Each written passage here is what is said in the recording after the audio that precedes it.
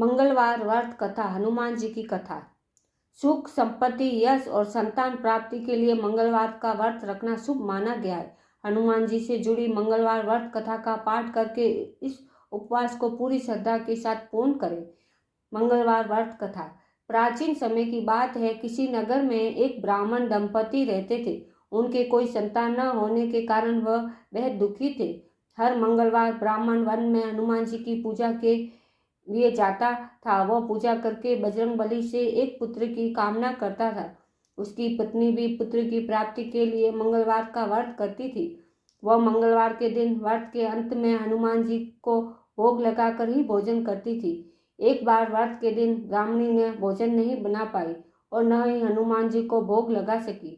तब उसने प्रण किया कि वह अपने आने वाले अगले मंगलवार को हनुमान जी का भोग लगाएगी और फिर भोजन करेगी। वो भूखी प्यासी 6 दिन तक पड़ी रही।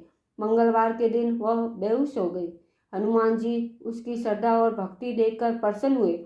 उन्होंने आशीर्वाद स्वरूप ब्राह्मणी को एक पुत्र दिया और कहा कि ये तुम्हारी बहुत सेवा करेगा। बालक को पाकर ब्राह्मणी बहुत खुश हुई। उसने बालक का नाम मंगल रखा।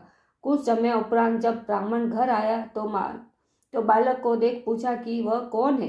पत्नी बोली कि मंगलवार व्रत से प्रसन्न होकर हनुमान जी ने उसे ये बालक दिया। यह सुनकर ब्राह्मण को अपनी पत्नी की बात पर विश्वास नहीं हुआ। एक दिन मौका पाकर ब्राह्मण ने बालक को कुएं में गिरा दिया। घर पर लौटने पर ब्राह्मणी ने पूछा कि बालक कहाँ है, मंगल कहाँ है। तभी पीछे से मंगल मुस्कुराकर आ गया। उसे वापस देखकर ब्राह्मण चौंक गया। उसी रात को बजरंगबली हनुमान जी ने ब्राह्मण को सपने में दर्शन दिए और बताया कि यह पुत्र उन्होंने ही उसे दिया है। सच जानकर ब्राह्मण बहुत खुश हुआ, जिसके बाद से ब्राह्मण दंपति नियमित रूप से मंगलवार व्रत रखने लगे।